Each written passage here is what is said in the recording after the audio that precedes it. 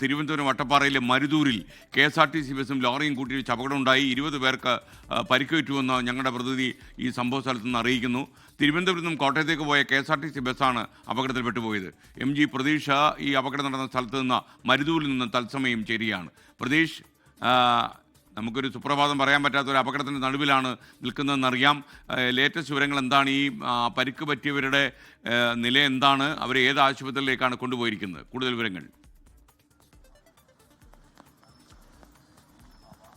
S K N സൂചിപ്പിച്ചതുപോലെ തന്നെ ഒരു വാർത്താ ദിനം തുടങ്ങുമ്പോൾ ഒരു അപകട വാർത്തയിൽ നിന്ന് തന്നെ അത് ആരംഭിക്കുന്നത് ഏറ്റവും ദുഃഖകരമായ കാര്യമാണ്. നമുക്ക് ആ ദൃശ്യങ്ങളിൽ കാണാം ആ ഒരു അപകടത്തിൻ്റെ തീവ്രത എത്രത്തോളമാണ് എന്ന്.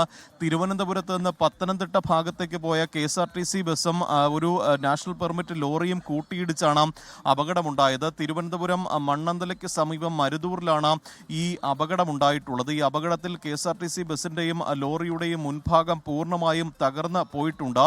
ഈ 20-ലധികം യാത്രക്കാർ KSRTC ബസ്സിലുണ്ടായിരുന്നു. നിലവിൽ 13 പേരാണ് തിരുവനന്തപുരം മെഡിക്കൽ കോളേജിൽ ചികിത്സയിലുള്ളത്. ഏറ്റവും ആശ്വാസകരമായ കാര്യം ആരുടെയും പരിക്ക് ഗുരുതരമല്ല എന്നുള്ള ഒരു വിവരമാണ് ആശുപത്രി അധികൃതർ പങ്കുവയ്ക്കുന്നത്. പക്ഷേ ഈ ലോറി ഓടിച്ച ഡ്രൈവർക്ക് ഗുരുതരമായി പരിക്കേറ്റിട്ടുണ്ട്. ബാക്കി KSRTC ബസ്സിലുണ്ടായിരുന്ന 13 പേരാണ് ഇപ്പോൾ ചികിത്സയിൽ കഴിയുന്നത്. ഈ രാവിലെ ഒരു 6 മണിയോടുകൂടിയാണ് ഈ അപകടം ഉണ്ടാകുന്നത്. ഈ പത്തനംതിട്ട ഭാഗത്തേക്ക് പോകുന്ന ഈ ബസ് എതിർ ദിശയിൽ നിന്ന് വന്ന ലോറിയുമായി കൂട്ടിയിടിക്കുകയായിരുന്നു. ഇടിയുടെ ആഘാതത്തിലാണ് ഈ ബസ്സിൻ്റെയും ലോറിയുടെയും മുൻഭാഗം പൂർണ്ണമായും തകർന്നു പോയിട്ടുള്ളത്. നിലവിൽ ഈ റോഡിലേക്കുള്ള ഗതാഗതം പൂർണ്ണമായും നിരോധിച്ചിട്ടുണ്ട്. MC റോഡിലേക്കുള്ള ഈ വാഹനങ്ങൾ മറ്റൊരു ഭാഗത്ത് നിന്ന് വഴിതിരിച്ച് വിടുകയാണ്.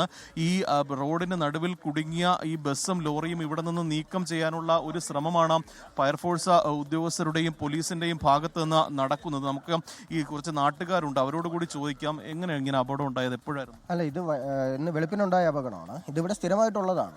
ഇവിടെ ഈ റോഡിൻ്റെ അശാസ്ത്രീയമായ നിർമ്മാണം കാരണം ഇത് നേരത്തെ ഒരുപാട് പ്രാവശ്യം ഇവിടെ ഈ അപകടങ്ങൾ പതിവായിരുന്നു. ഈ മഴ സമയത്ത് ഇവിടെ ഇങ്ങനെ ഉണ്ടാവുന്നത് സ്ഥിരമാണ്.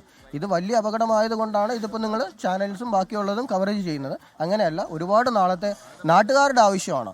ഇവിടെ ഈ ഒരു റോഡ് റീടാർ ചെയ്ത് ഈ ഗ്രിപ്പ് മാറ്റും. ഇത് ഭയങ്കര ഗ്രിപ്പില്ലാത്ത അവസ്ഥയിലാണ് ഈ റോഡ് ടാറിങ് നടന്നിരിക്കുന്നത്. അപ്പോൾ അത് മാറ്റി ഇത് മാറ്റണമെന്ന് ഞങ്ങൾ ഒരുപാട് വർഷങ്ങളായിട്ട് ഞങ്ങൾ നാട്ടുകാർ ഇവിടെ ആവശ്യപ്പെടുന്ന കാര്യമാണ്. റോഡിൽ നിന്ന് അങ്ങനെ തെന്നിമാറി നിയന്ത്രണം വിട്ടാണോ ഈ അപകടം ഉണ്ടാവുന്നത്? ഇവിടെ ഭൂരിഭാഗം ഉണ്ടാകുന്നതും റോഡിൽ നിന്ന് തെന്നിമാറി അപകടം ഉണ്ടാകുന്നതാണ്. കാരണം ബ്രേക്ക് കിട്ടാനുള്ള ചാൻസ് കുറവാണ്. നിങ്ങൾ നമ്മുടെ ഇവിടുത്തെ റോഡിൻ്റെ വ്യൂ നിങ്ങൾ എടുക്കുമ്പോൾ നിങ്ങൾക്ക് അറിയാൻ പറ്റും. രണ്ട് സൈഡും രണ്ട് ഡിഫറൻസ് ആണ്. ഈ സൈഡിൽ നോക്കുമ്പോൾ ഒരു സൈഡിൽ ഭയങ്കര ഫിനിഷിങ്ങും മറ്റേ സൈഡിൽ ഗ്രിപ്പ് കിട്ടുന്ന രീതിയിലുള്ള ഇതാണ്. അത് ഞങ്ങൾ ഒരുപാട് പേര് പറഞ്ഞു. കാരണം ഒത്തിരി അപകടങ്ങൾ ഇവിടെ സ്ഥിരമായിരുന്നു. ഈ മഴ പെയ്യുന്ന സമയത്ത് ഇവിടെ സ്ഥിരമായതുകൊണ്ടാണ് ഈ ഒരു പ്രശ്നം ഉണ്ടാകുന്നത്. ഈ നാട്ടുകാരുൾപ്പെടെ പറയുന്നത് ഇവിടെ നേരത്തെയും അപകടങ്ങൾ ഉണ്ടാകുന്നു എന്നതാണ്.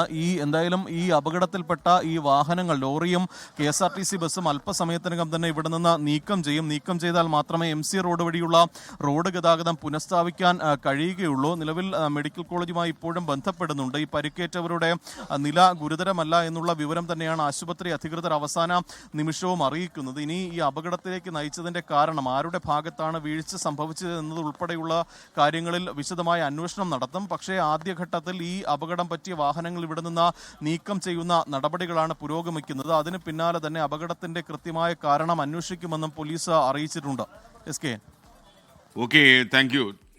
ലോകത്തെവിടെയായാലും ഏത് സമയത്തും 24 വാർത്തകളും ഓഗ്മെന്റഡ് റിയാലിറ്റി പാക്കേജുകളും എക്സ്പ്ലെയിനറുകളും വിശദമായി കാണാൻ ഞങ്ങളുടെ YouTube ചാനൽ നിങ്ങൾക്ക് സബ്സ്ക്രൈബ് ചെയ്യാം.